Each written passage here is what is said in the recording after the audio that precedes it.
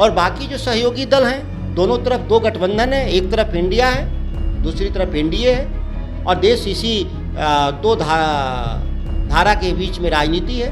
और सभी को मालूम है कि बिहार में राष्ट्रीय जनता दल एक नंबर की पार्टी है। देश के गृह मंत्री पर आरोप है, वो आरोप अभी खत्म नहीं हुए हैं। दंगे कराने का आरोप है, नरसंहार कराने का आरोप है, फर्जी मुठभेड़ में मारने का आरोप है, और कई करप्शन के मामले हैं, राफेल से लेकर के सहारा तक वो सारे मामले पेंडिंग हैं, क्लीन चिट नहीं है। और सम्राट चौधरी, इन पर खुद ही आरोप था। क्या आरोप था इन पर? और यही भारतीय जनता पार्टी के लोगों ने उनकी विधायकी खत्म करवाई थी।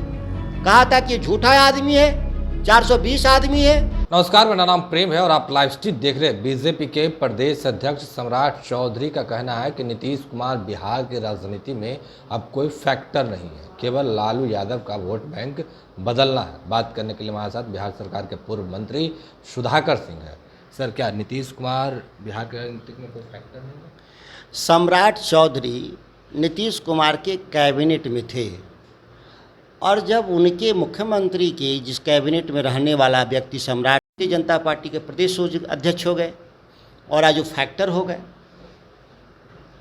तो ये कहना कि नीतीश कुमार बिहार की राजनीति में फैक्टर नहीं है, इस बात से ही मानसिक दिवालियापन सम्राट चौधरी का झलक रहा है। मुद्दों के आधार पर बात करना चाहिए सम्राट चौधरी को कि किन मुद्दों पर सरकार को चलना चाहिए, या उनकी क्या बिहार की प्रगति के लिए क्या हमारे बेंचमार्क होना चाहिए। और चूंकि वो केंद्र में सरकार में है सम्राट चौधरी की पार्टी, तो केंद्र सरकार बिहार को क्या मदद दे रही है, नहीं दे रही, उस पर चर्चा करना चाहिए उनको। आगे लोकसभा का भी चुनाव है, विधानसभा का चुनाव है, तो क्या केवल लालू प्रसाद के पास वोट है?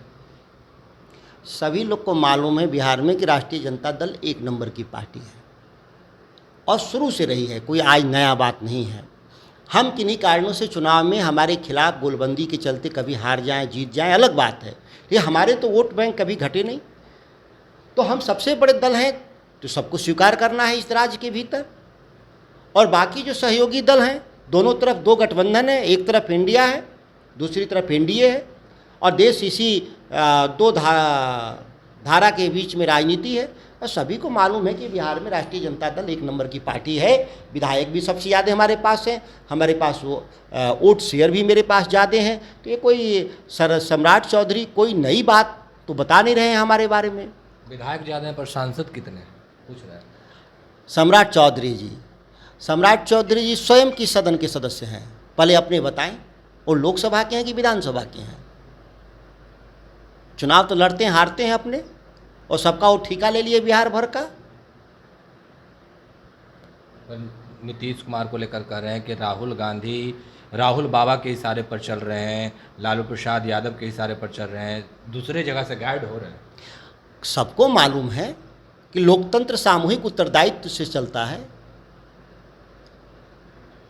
और सभी की सलाह से चलना इस लोकतंत्र की खूबसूरती है। उनके जैसा हम लोग लोकशाही में विश्वास रखने वाले लोग हैं, उनके जैसा तानाशाह और हम लोग एकला चलो वाले राजनीति में विश्वास नहीं रखते। आज नरेंद्र मोदी के नेतृत्व में पूरा देश संकट में फंसा हुआ है, उनका नेतृत्व संकट है भारतीय जनता पार्टी में। आज हाशिए पर चले गए वहाँ पे उनके नेता, कोई नाम लेवा नहीं रहा। राजनाथ सिंह हो, नितिन गडकरी हो, और भी बड़े नेता उनके थे, सब कुछ दुनिया से विदा हो गए, कुछ रिटायर हो गए, और कुछ लोग को नेफ्ट में ढकेल दिया गया। हम लोग सभी इस देश के महत्वपूर्ण लोग, जिनके पास राजनीतिक कौशल है, जिनके पास प्रशासनिक दक्षता है, जिसके पास ज्ञानवान लोग हैं, हम सभी लोगों से मशवरा और सलाह करके सरकार चलाने का उद्यम करते हैं। और यह बधाई का पात्र है, यह गीला और शिकवा का विषय नहीं है जिस तरीके से सम्राट चौधरी कर रहे हैं। ये कोई पाकिस्तान और चीन नहीं है कि वहाँ जो डिक्टेटर की सरकार होती है और एक व्यक्ति के ही कहने से इशारे से वहाँ सरकारें चलती हैं। आप लोग विपक्ष के लोग बैठे, नाम बनाए इंडिया पर, बीजेपी के लोग हैं वो कह रहे हैं नाम बना लिए नया, पर नाम के पीछे कौन लोग हैं? लालू प्रसाद यादव हैं जो चारा घोटाले में 4 सीटेड हैं, ममता बनर्जी हैं जिनके घर अति मंत्री से गुलाबी नोट पाए गए थे। अरविंद केजरीवाल वही है ना जिनके 2 मंत्री जेल में बंद हैं। देश के प्रधानमंत्री पर आरोप हैं, देश के गृह मंत्री पर आरोप हैं, वो आरोप अभी ख़त्म नहीं हुए हैं।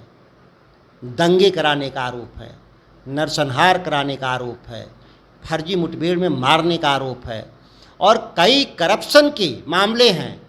राफेल से लेकर के सहारा तक वो सारे मामले पेंडिंग हैं, क्लीन चिट नहीं है।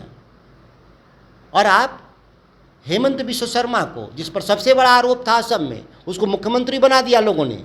जब तक वो कांग्रेस थे तब तक वो बेईमान थे हेमंत बिश्व शर्मा, और भारतीय जनता पार्टी में आ गए तो आज वो पूर्वोत्तर भारत के इंचार्ज हैं।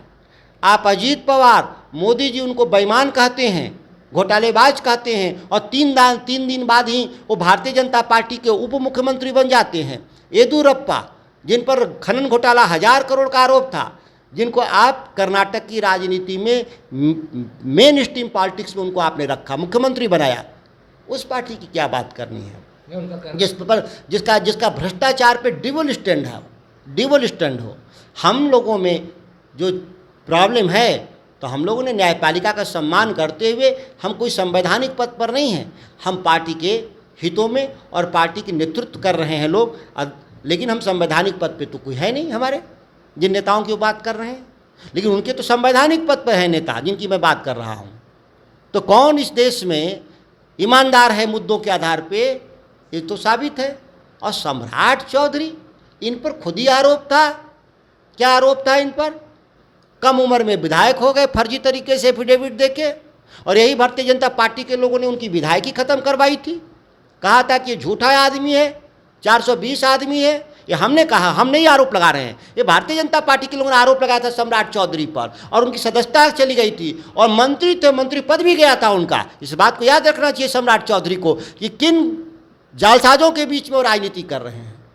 आपके गठबंधन बना है, उसको बोतल से तुलना कर रहे हैं, नेताओं को शराब से कर रहे हैं कि बोतल तो नई है पर शराब तो पुरानी है। बिहार में शराबबंदी है, बिहार में तो शराबबंदी है। बोतल और पुरानी शराब का कहाँ से सवाल आ गया? लगता है कि भारतीय जनता पार्टी के लोग राज्य के बाहर यही काम करते हैं क्या, यहाँ वहाँ जा करके, या हो सकता है राज्य के भीतर भी ये करते होंगे यही सब। तो चलिए, बिहार सरकार के पूर्व कृषि मंत्री सुधाकर सिंह थे, क्या कुछ करे थे, तमाम सवालों के जवाब लिए, क्या कुछ करना था वो आपने सुना। बाकी की तमाम खबरों के लिए बने रहे लाइव स्टूडियो के साथ। धन्यवाद।